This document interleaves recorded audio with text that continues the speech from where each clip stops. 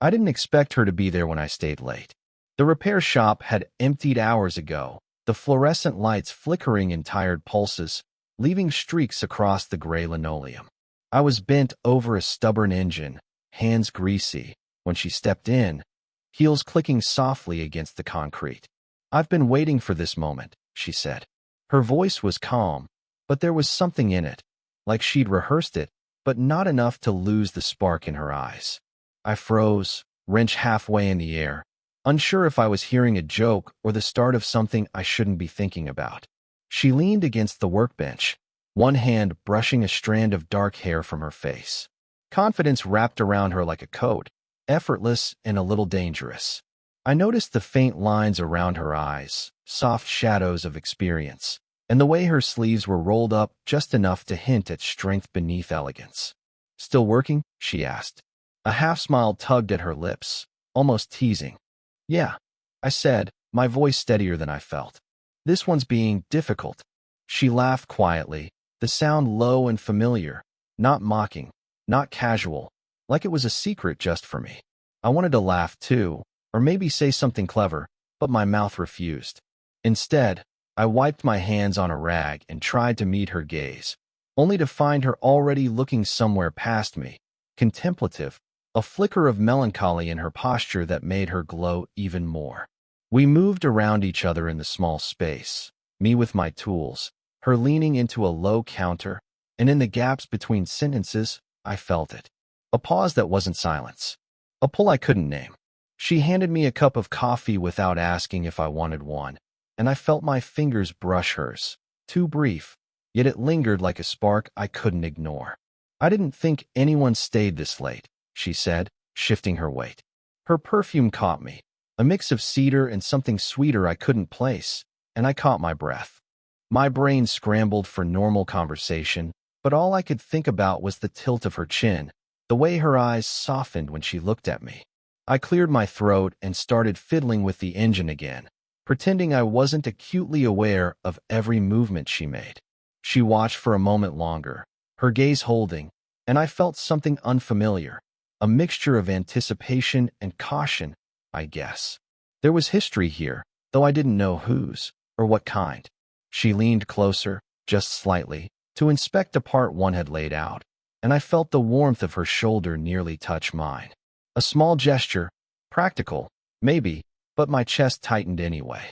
My hands shook imperceptibly as I passed her the tool she asked for, and I wondered if she noticed. Finally, she stepped back, glancing around the dim shop as if weighing something important. "I've been waiting for this moment," she repeated, quieter this time, almost to herself. Not a question, not a demand, just a statement that made the air between us hum. I nodded, not trusting my voice, and watched her leave the way she entered, calm, controlled, and utterly unforgettable. And even after the door clicked shut behind her, I could still feel her there, the ghost of her presence etched into the room, a quiet electricity I couldn't stop thinking about. I didn't expect her again the next evening. The workshop smelled faintly of motor oil and rain-soaked concrete, and the late light slanting through the blinds made everything look warmer than it was. She was there, as if she'd been waiting, though I knew better than to think she actually planned these things. She was crouched by the old transmission I'd promised to fix, sleeves pushed higher now, revealing the delicate curve of her forearms. I noticed the faint lines, subtle scars maybe from years of living too fast or caring too much, and felt a curious tenderness I couldn't name. "Need a hand?" I asked, trying to sound casual, though my heart was already thudding in a rhythm I couldn't control. Her gaze flicked up, guarded, a small twitch in her lips that betrayed nothing. "I think I've got it," she said, but her hands trembled slightly as she adjusted a bolt. I caught it, the tiny hesitation, the unspoken admission that maybe she wasn't as steady as she wanted me to think. I knelt beside her, pretending to inspect something else, but my eyes lingered. The way she held the wrench, the soft clench of her jaw, the almost imperceptible sigh that escaped her lips. It was all a quiet admission of trust, though she'd never say it aloud. "Here, let me." I offered, my fingers brushing hers briefly as I passed her the socket. Her eyes met mine for a heartbeat, wide and unreadable, Then she looked away. She laughed softly at some small mistake I made, and it sounded fragile, like it might shatter if I didn't catch it. My chest tightened, and I had to force myself to breathe normally.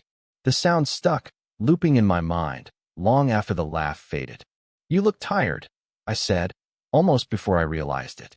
Her eyes flicked to mine, sharp for a moment, then softened.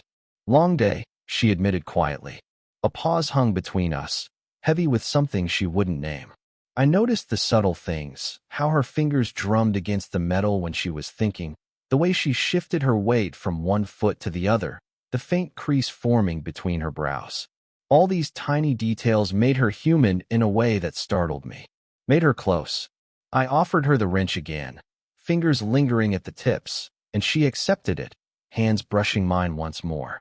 The contact was brief, electric, a spark too quick to define, but enough that my pulse raced and my thoughts scattered. She straightened up, wiping her hands on a rag, and for a moment, her eyes caught mine, open and vulnerable but guarded still. She didn't speak. She didn't need to. The silence was full, heavy with unspoken words and hesitant longing. And then, as she turned back to the engine, I realized I was holding my breath, caught in the soft gravity of her presence. That moment, the way she lingered, the subtle tremor in her hands, the quiet laugh that barely filled the space between us, stayed with me, a delicate ache I couldn't stop noticing. The rain started just as I was locking up the workshop. Sheets of it slammed against the metal roof, a steady drum that made the small space feel cocooned, separate from the world. She was already inside, perched on a stool, her coat clutched around her shoulders like armor. "I didn't expect this weather," she murmured, watching the rain streak down the windows. Her voice was soft, almost shy, and it caught me off guard. I wanted to say something clever, but the words tangled in my throat. I offered her the umbrella I'd grabbed from the corner. She hesitated, then smiled faintly. "Thanks." That single word hung in the air longer than it should have, weighted with something I couldn't name.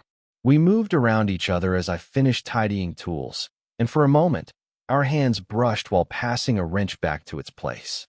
Just a flicker of contact, but enough to make my chest tighten. She didn't pull away, not fully, and I felt the quiet gravity between us pull a little stronger. "Did you ever think about leaving this place?" I asked, carefully casual. Her laugh was low, almost bitter. "Sometimes. But it's complicated," she said, eyes distant. For a beat, she seemed on the verge of saying more, then stopped herself, brushing her fingers along the edge of the workbench. I saw the hesitation in the slight tremor of her hands.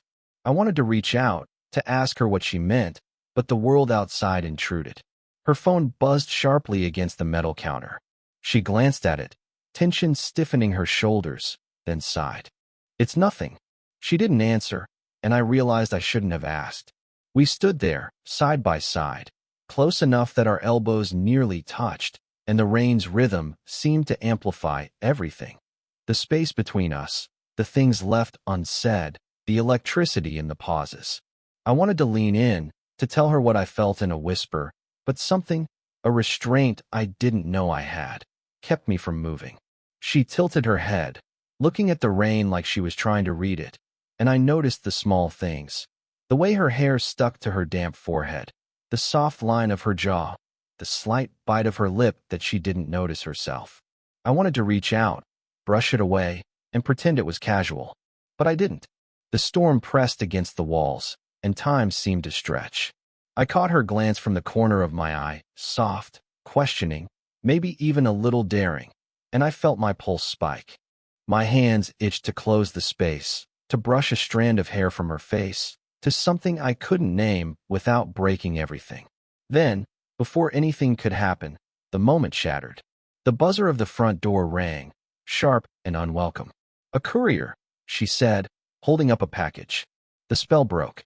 We both laughed softly, nervous, and I stepped back, shaking off the tension in my shoulders that I hadn't realized I'd been holding. I watched her take the package, fingers lingering on the edge as she turned to leave, and the ache in my chest stretched into that quiet, impossible longing. I had been inches away from saying something I shouldn't, and the memory of that almost touch stayed with me. buzzing like the storm outside. The shop was quieter than usual. The rain had slowed to a drizzle, and the faint hum of the heater filled the spaces between us. She leaned against the counter, arms crossed, jaw tight. I was wiping my hands on a rag I didn't need, pretending to be busy, but every movement felt clumsy, aware of her presence like a weight pressing against my ribs. She finally spoke, and the words fell like stones. "What are we doing?" I froze, rag halfway to the floor. Her eyes, dark, clear, impossibly intense, held mine without flinching. Not angry, not teasing, just searching. The kind of look that peels back every layer and leaves you raw. I don't know," I admitted, voice low, uneven. My fingers twitched, gripping the rag tighter than necessary. I trailed off. Her laugh, or maybe it was a sob she refused to let out, was quiet, small, ironic. "Just this." She gestured vaguely between us, and the emptiness of that gesture made my stomach clench. I wanted to explain, to justify, to make it simple, but it wasn't simple. Her presence made everything I thought I understood about myself wobble, like the floor beneath a storm. I couldn't even articulate why my chest felt tight, why my hands itched to reach for her yet stayed firmly at my sides. We stood like that, measuring, pausing, waiting for the other to speak. I noticed the subtle things, the tilt of her head, the slight tremor in her fingers, the faint dark circles under her eyes. Vulnerability, unspoken, yet screaming between us louder than words ever could. "I shouldn't feel like this," she whispered, almost to herself. Her voice cracked just enough to shatter the thin shell of normalcy we'd been hiding behind. "It doesn't make sense." I stepped closer, but not too close. My instinct was to fix it, to bridge the gap, but I couldn't. Not yet. Instead, I just nodded, watching her, memorizing the small movements she didn't notice herself making. The quiver in her lips when she bit them, the way her shoulders softened when she exhaled slowly, like the tension of holding back had been exhausting her. "It's complicated," I said finally, because it was the only truth I could manage. Her gaze didn't waver. "Complicated doesn't even begin to cover it," she said, and for the first time, the walls she'd built around herself felt less like elegance and more like a fortress I had no hope of storming. We stayed there, wordless after that, the silence thick but electric, a language we couldn't escape. Every glance, every subtle twitch of muscle or hand spoke volumes, louder than anything either of us could admit aloud. Then, as if the air itself had grown too heavy, she finally looked away, voice barely audible. "I don't know if I can do this, and maybe I don't even want to try." The words landed in the space between us, devastating, jagged. I felt them echo in my chest, the truth of it twisting something inside me I hadn't realized was vulnerable. And all I could do was stand there, helpless, thinking, I don't know if I can either. The next evening, she appeared at the shop with a small envelope clutched in her hand.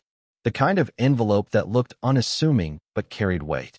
She didn't speak immediately, just placed it on the counter between us, fingers brushing mine lightly. The contact was accidental, maybe, but it jolted me anyway. "I thought you should see this," she said finally, voice low, uneven. "Or maybe I shouldn't. I don't know." I picked it up carefully, as if it were fragile, and saw her name written in a familiar, looping handwriting, one that wasn't mine. My pulse quickened, curiosity tangled with apprehension. "It's from him," she admitted, almost in a whisper, as if saying the name aloud made it more real. I never opened it until now. I didn't speak.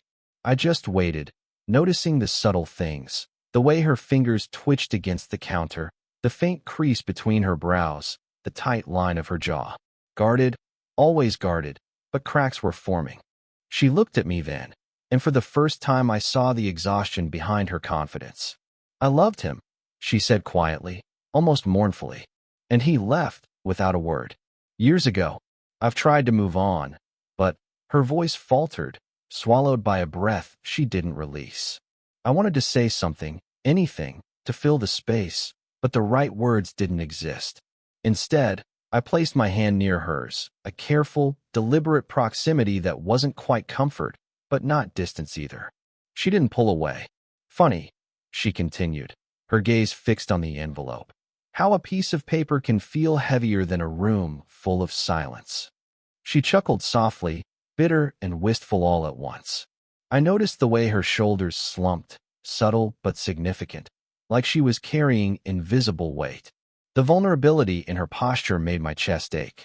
I wanted to reach for her, to say it wasn't fair, that she didn't deserve to feel this alone. But I stayed still, letting her show me, letting her trust me with the truth she'd buried. She finally handed me the envelope, her fingers brushing mine again. The gesture was slight, almost nothing, yet it vibrated with everything she couldn't say. Loss, longing, hesitation, the faint hope that someone else might understand. I held the envelope as though it were a compass, and somehow it felt like it pointed to her heart rather than the past. My thoughts scattered between who she had been and who she might allow herself to be now. Then, as the rain rattled against the roof once more, she looked up at me, eyes glistening but resolute. "I didn't want you to see me like this," she said softly, "but I needed you to." I swallowed hard, feeling the subtle seismic shift in our dynamic. The walls she'd kept so carefully built were no longer impermeable. There was trust now, fragile and trembling, but undeniable. And for a moment, I realized the gravity of the quiet between us. A soft, seismic moment where everything had changed without a word of romance, without a single dramatic gesture, just honesty. The envelope sat on the counter, heavy, and so did the silence that followed, weighty, unspoken, and intimate in a way I couldn't shake. The shop was quieter than it had ever felt, though the rain had stopped. Light from the street lamps spilled in through the blinds, soft and golden, painting everything in gentle streaks. She was sitting on the low workbench, legs tucked slightly under her, staring at nothing, and I found myself standing too close, for no reason I could name. "I shouldn't have given you that envelope," she said softly, her hands clasped around it, as if it might vanish if she let go. "It's messy, maybe," I said, crouching slightly to be level with her. "But it's also human." She glanced at me, and for the first time in weeks, her expression softened, not guarded, not calculated, just her. There was no dramatic moment, no thunderclap revelation, just the quiet honesty of being seen. And for once, she didn't look away. I noticed the small things, how her fingers twitched when she tried to fold the envelope neatly, the faint shadow under her eyes, the almost imperceptible sigh that escaped her lips. Vulnerability wasn't something she showed lightly, but now it was here, unspoken yet palpable. "I don't know what I expected," she whispered, and I thought for a moment she might shrink into herself, retreat behind the walls she had always carried.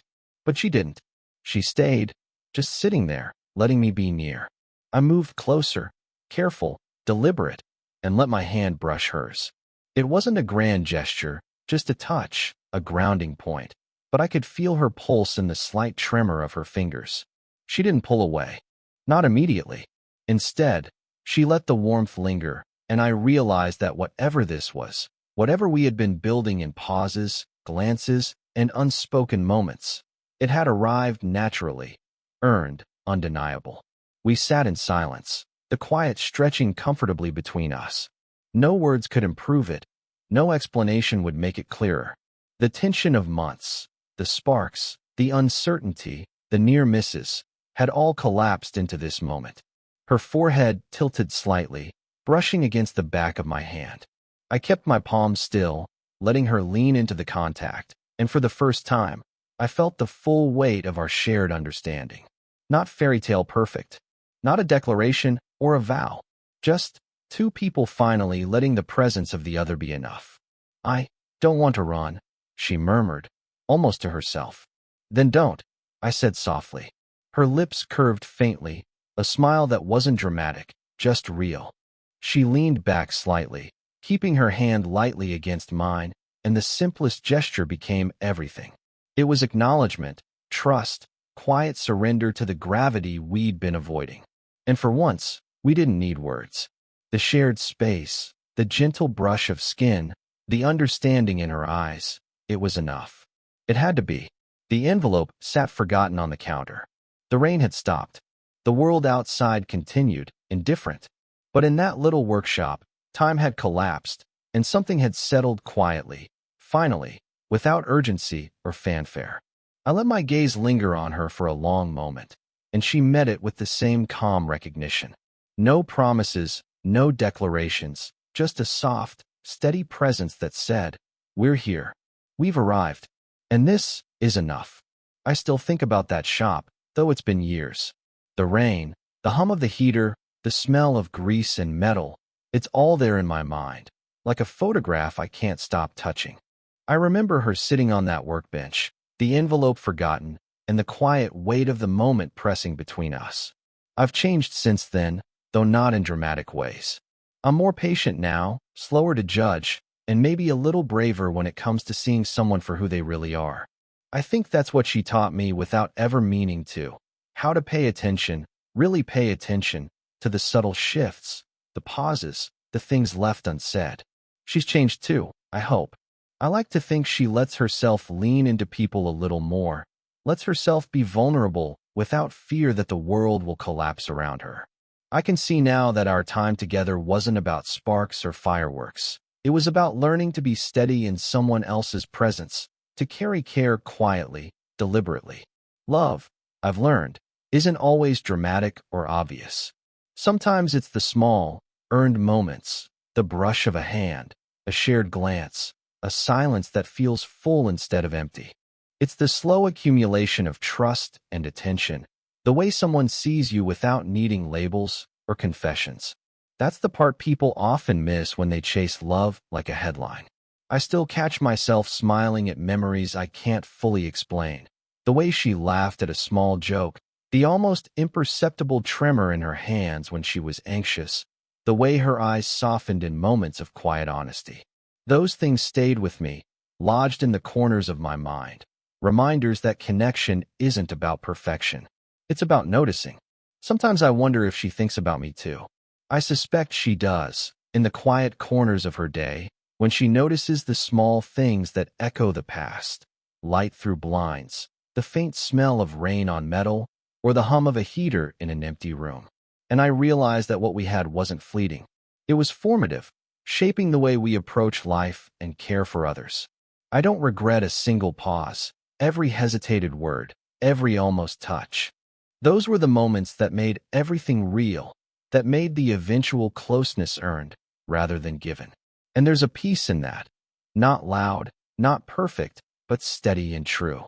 So here I am, years later, remembering her, the shop, the quiet collapse of distance and fear into something deeper. It doesn't come with fireworks or grand declarations. It comes with reflection, with a quiet knowing that what matters most is being present and being seen. And maybe that's what love is, after all, not a rush, but a slow unfolding, measured in moments that feel small until you realize they're everything. If this story made you feel something, let me know in the comments. Would you want more stories like this?